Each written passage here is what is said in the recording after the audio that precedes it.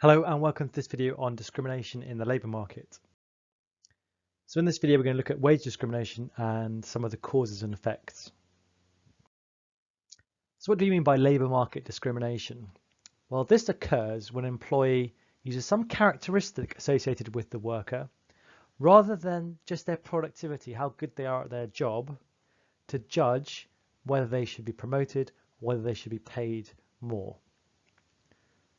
Discrimination can be on any basis within the workplace, but it's often to do with gender and ethnicity, faith, sexuality, or age. These are called protected characteristics in law, and it is illegal for a firm to be found to be discriminating, favouring one employee over another based on any of these characteristics.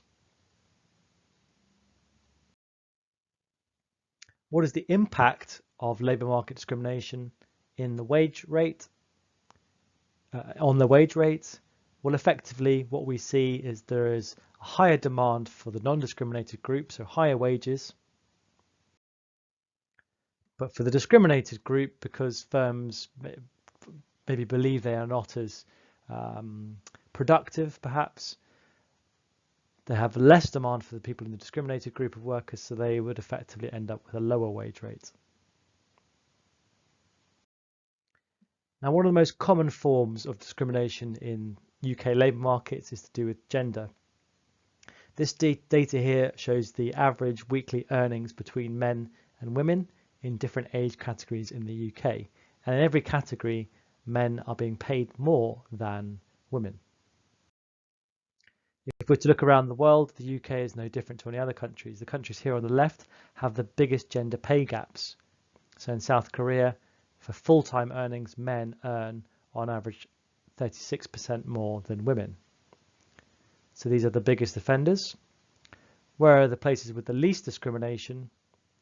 Well, many of the Scandinavian countries and some Eastern European countries are seen as having the best gender equality.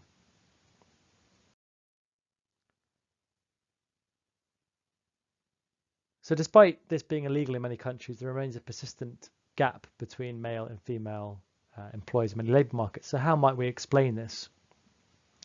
Well, some people argue it's to do with taking breaks from the labour market. So when women take maternity leave to raise a family, it's then harder to achieve promotion when re-entering jobs, or they maybe have gaps in their career history. Often the age at which women take breaks for the labour force to have children is the point at when you expect to go through significant promotions at work and start to earn higher salaries. In many developing countries, not so much in developed countries, the opportunity for women to take qualifications and gain experience is limited. And this is maybe a kind of a cultural issue, and that leads to women getting paid less, but would not explain it in developed countries where often women outperform men in terms of educational attainment, but then go on to earn less.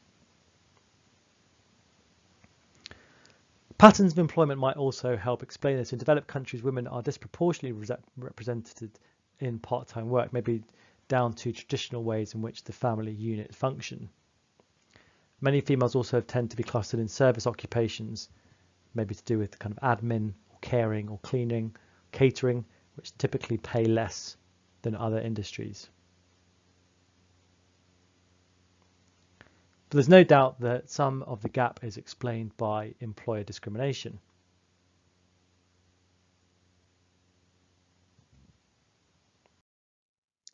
So in this video, we've looked at some of the causes of wage discrimination, and in particular, the gender pay gap. That's it. Thanks very much for listening.